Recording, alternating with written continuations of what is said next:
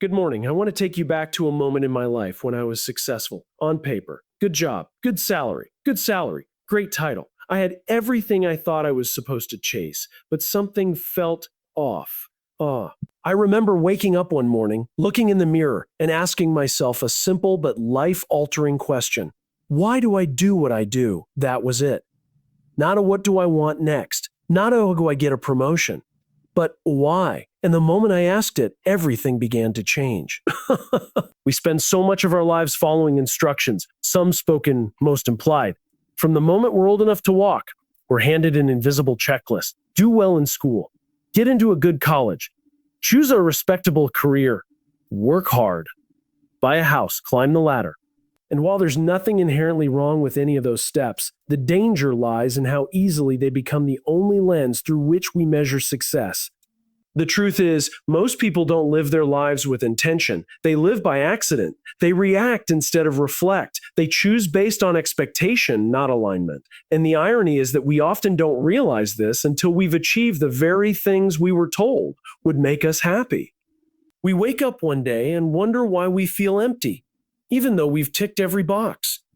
There's a study by Harvard Business Review that found only 20% of professionals feel passionate about their work. That means 80% of people spend most of their waking hours, 40, 50, 60 hours a week, doing something that doesn't light them up. That's not just a career problem. That's a life problem. Because when we spend that much time doing something that feels disconnected from who we are, it doesn't just affect our productivity.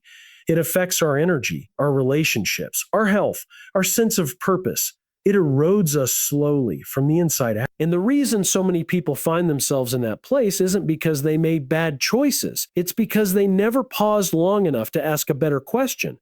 The kind of question that cuts through the noise, not what should I do next, but a why do I do what I do? That question is a mirror. And the first time we ask it, it can be uncomfortable because it forces us to confront the gap between what we're doing and what we believe. I have a friend named Sarah, brilliant attorney, graduated top of her class, joined a prestigious law firm.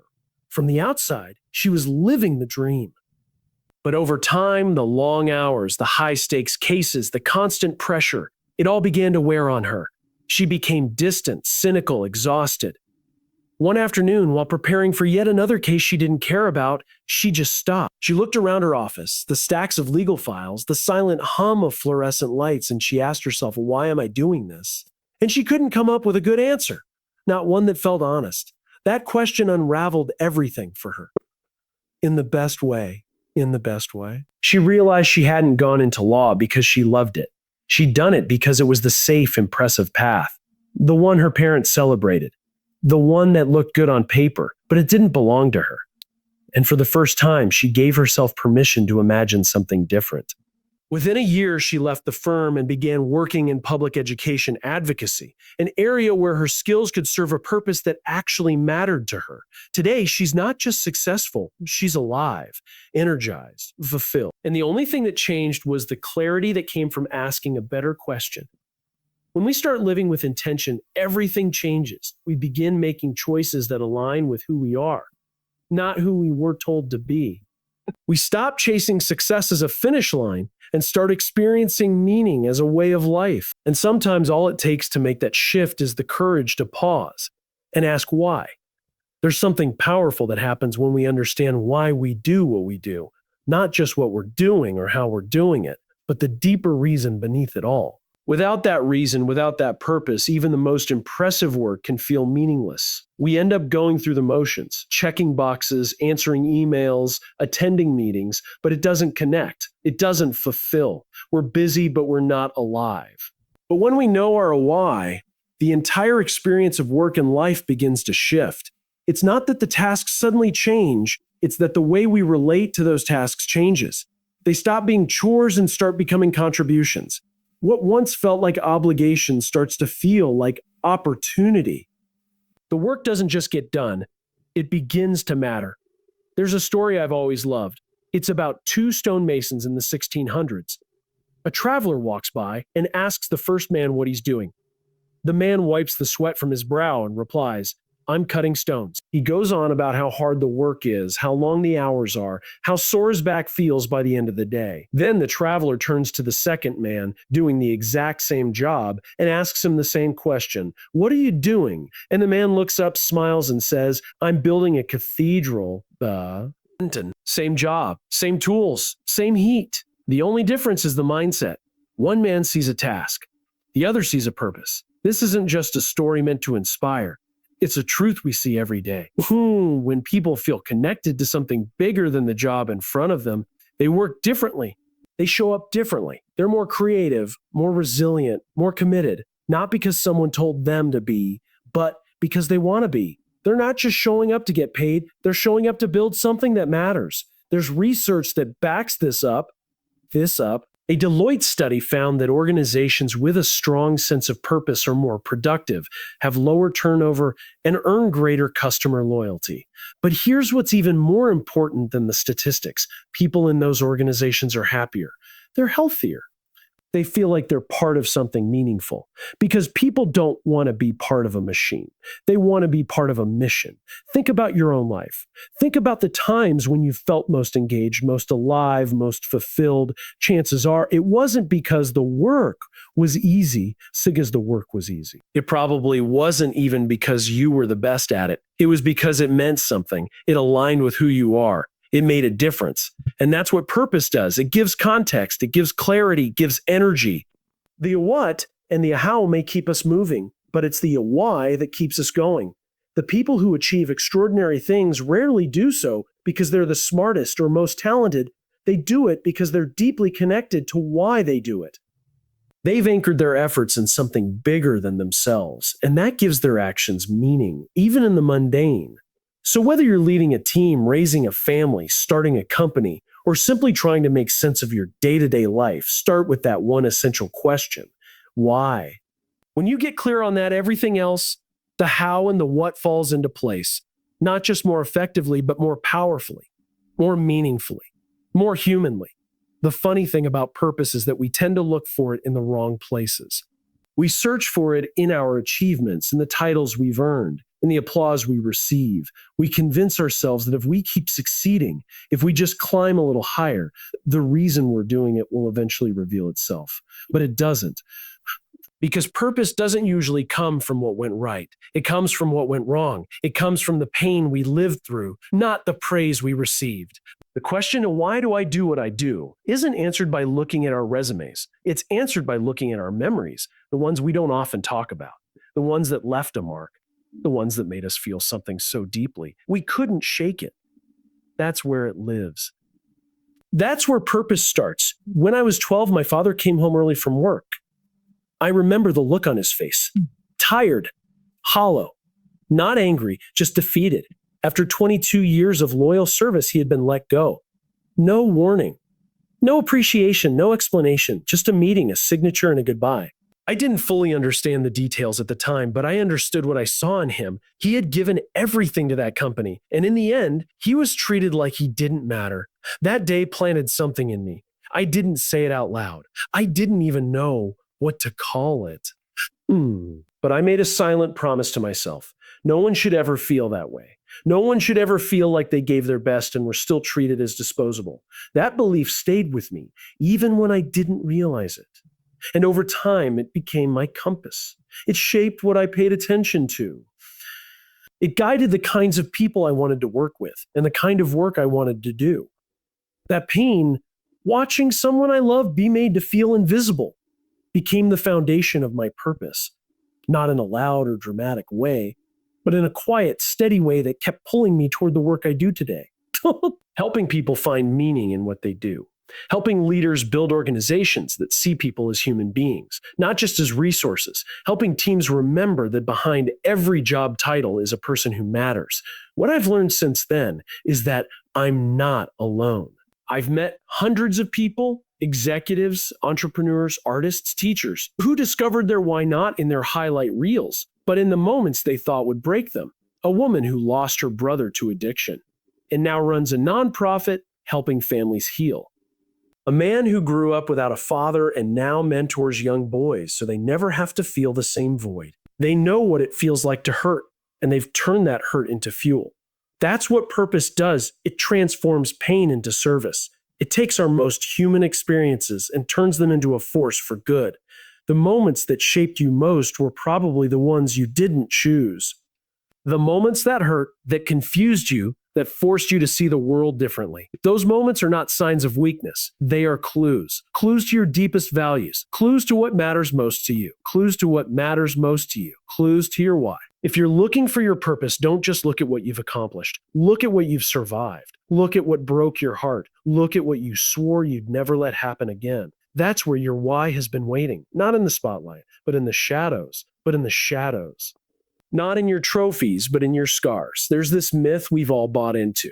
The idea that purpose is a moment, a single cinematic flash of clarity. One day it just hits you like lightning and suddenly you know exactly who you are, what you're here for, and everything makes sense.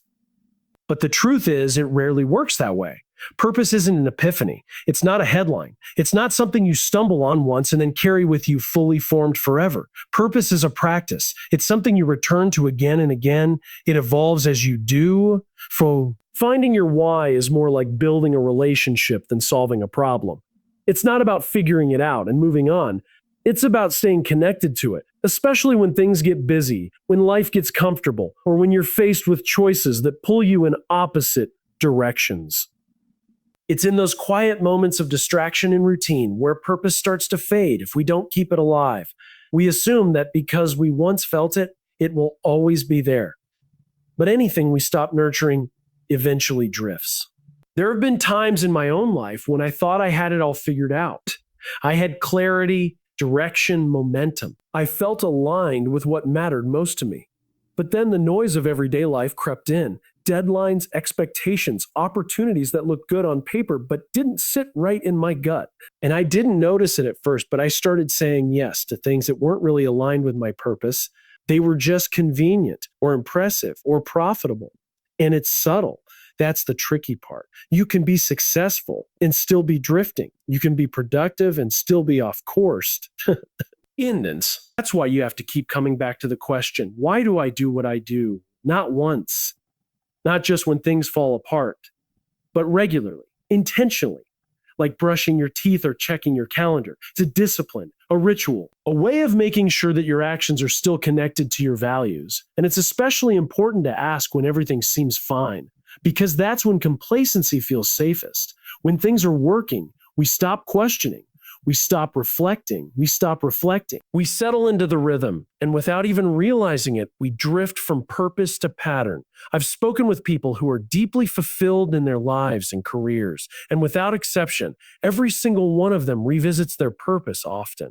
They don't treat it like a one-time revelation, or they treat it like something sacred. They check in with it before they make big decisions. They use it to navigate conflict. They use it to guide how they lead, how they parent, how they serve. It's not something they write on a wall and forget. It's something they live into every day. And the beautiful thing is, your purpose doesn't have to stay the same. As you grow, as your experiences shape you, your understanding of your why can deepen. It becomes more nuanced, more personal. The core may stay the same, but the expression of it might evolve. It's not a sign of confusion, it's a sign of growth. So if you found your why once, don't assume you're done. And if you haven't found it yet, don't worry. It's not hiding. It's waiting for you to look again and again and again. Purpose isn't a one-time event. It's a way of being. Practice of remembering what matters most, even in the middle of everything else. And when we live that way, on purpose, with intention, we don't just work better. We live better. We live better. We lead better. We become the kind of people who leave something meaningful behind. Not because we were perfect, but because we remembered to ask every step of the way why we began. Most people wait.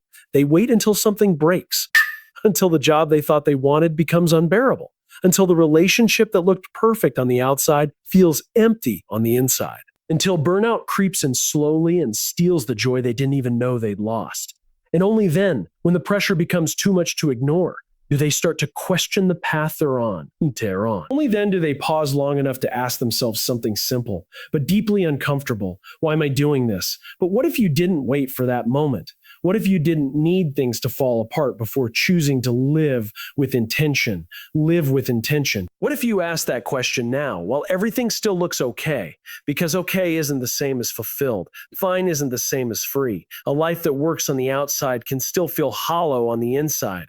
The question is simple. Why do I do what I do? But the answers are not always immediate or easy. That's the point. It's supposed to unsettle you a little. It's supposed to shake something loose. The discomfort it brings isn't a sign you're doing something wrong. It's a sign you're finally being honest. Sit with it. Let it stir something in you. Don't rush to fill the silence. Just listen, really listen, because what follows might be the most important realization of your life. When you answer that question, truly answer it, not with what you think sounds good or what you've been told, but with what's real. Something remarkable begins to happen. You start to see differently. You start to choose differently. You begin moving in a direction that feels aligned, not just impressive, meaningful, not just productive. You stop living by default and start living by design. It doesn't mean life gets easier, but it does mean it gets clearer. Purpose doesn't eliminate struggle, it gives it meaning. Challenges still come, but now they're part of something bigger. Decisions become less about what you can do and more about what you should do. Opportunities become easier to evaluate. Even the smallest moments, a conversation, a project, a simple choice, feel more connected, more alive. You don't have to change your job or move to another country to live with purpose. You just have to stop living on autopilot. You have to be willing to ask the hard question and be brave enough to follow where the answer leads. And the beauty is, it's never too late. Whether you're at the start of your career, in the middle of raising a family, leading a company, or wondering what's next after decades of doing what you thought was right, it's never too late to start asking the question that changes everything. There's a reason this question matters so much. Because once you know your why, you can align your life around it. You can lead with it. You can love with it. You can live with it. And when you do, the people around you feel it. Your team, your friends, your family, your community. When you live with purpose, it gives others permission to do the same. That's how change starts, not with a revolution, but with one person waking up to their own life. So ask it now. Ask it boldly. Ask it not because you're broken, but because you're ready. Why do I do what I do? That one question, it won't just change what you do. It will change who you become. And that changes everything. Thank you.